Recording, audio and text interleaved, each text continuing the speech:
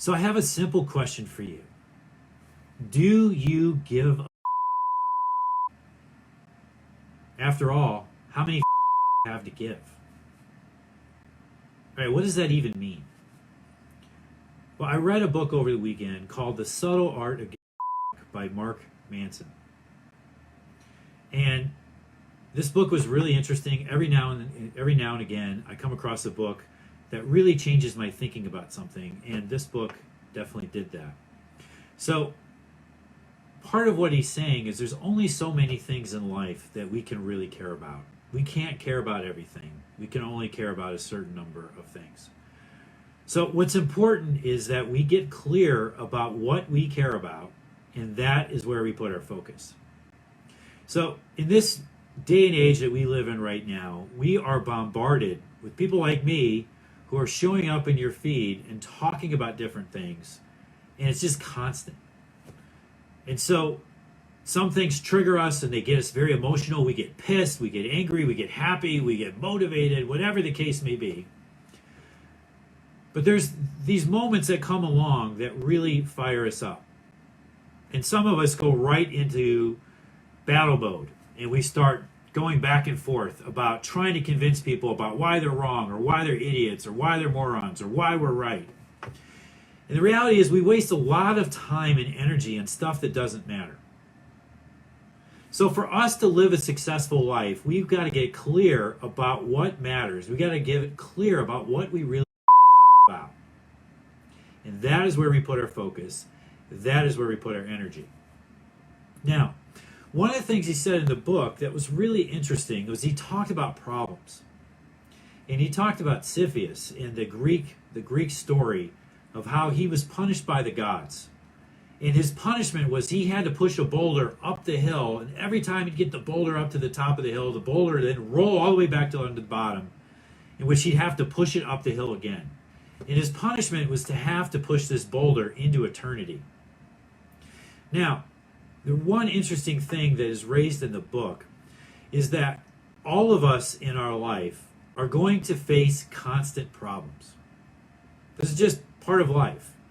And so we often think if we can just get to a certain point of our life, if we can just make enough money, if we can just marry the right person, if we can just get the right job, if we could just get out of debt, if we could just, all our problems would go away.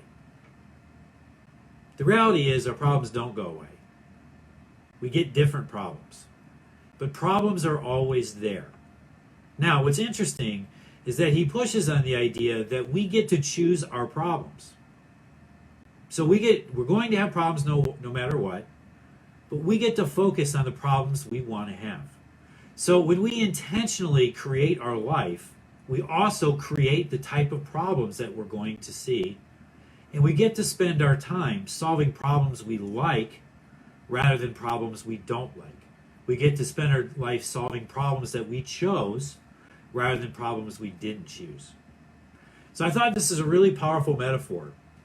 And for me, it was really useful because I tend to be very ambitious and I tend to put myself in overwhelm, and then freedom is a big value of mine. I want freedom. So when I get really busy, I lash out at my calendar, I lash out at the pressure or lash out at people around me because I have too much going on. And I get almost like a victim. And this book was great for me because it made me realize that I am choosing the problems that come into my life every day. So when I have overwhelm, I chose those problems. And what I also am realizing is because I chose these problems, I'm actually choosing great problems. And my problems are not really a problem, they're actually a blessing. These are challenges that strengthen me. These are challenges that help me live my mission. These are challenges that help me expand my reach and my influence to help other people. I share all this with you because for you, this is critical as well.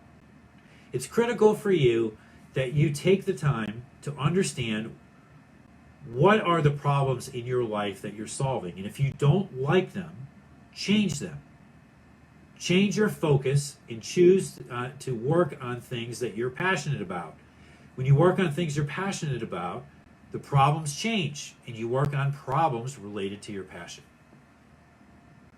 So when we take this as a general principle, we take this down into trading. This is also really important. First of all, we got to understand, why do we even trade? Anytime people go into a career, into an endeavor, and they do it solely for the money, they're almost always disappointed.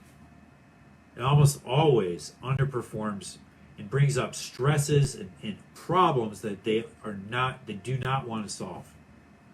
So I call it the love of the game clause.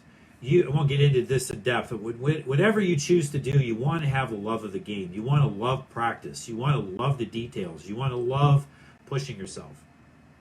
So when we bring this back into trading, we want to love trading. Then when we get into trading, there's so many things we can focus on. We want to make sure that we choose problems in trading that matter and that we get benefit from and that we love to solve.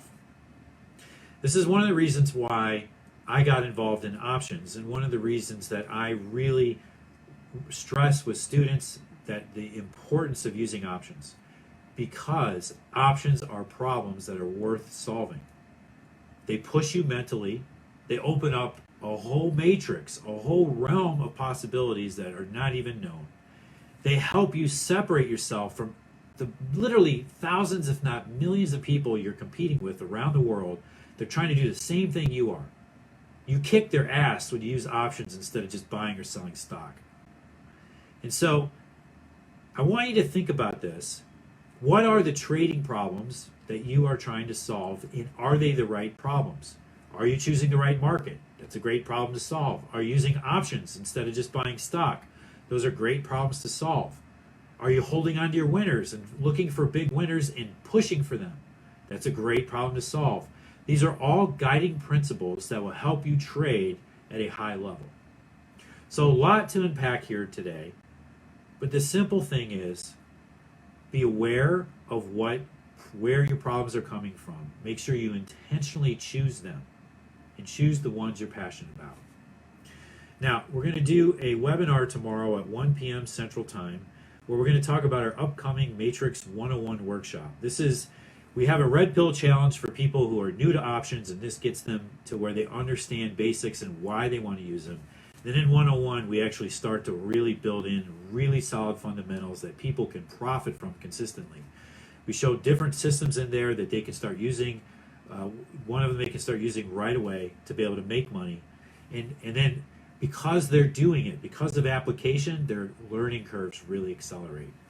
So I encourage you, if this is something you find interesting, check us out at 1 o'clock Central tomorrow, and I'll explain more about it. And I will be back tomorrow for another insight, and then we have Trader Tip Tuesday coming up on Tuesday. Let me know if there's any way that I can help you out. And in the meantime, God bless. I will see you tomorrow.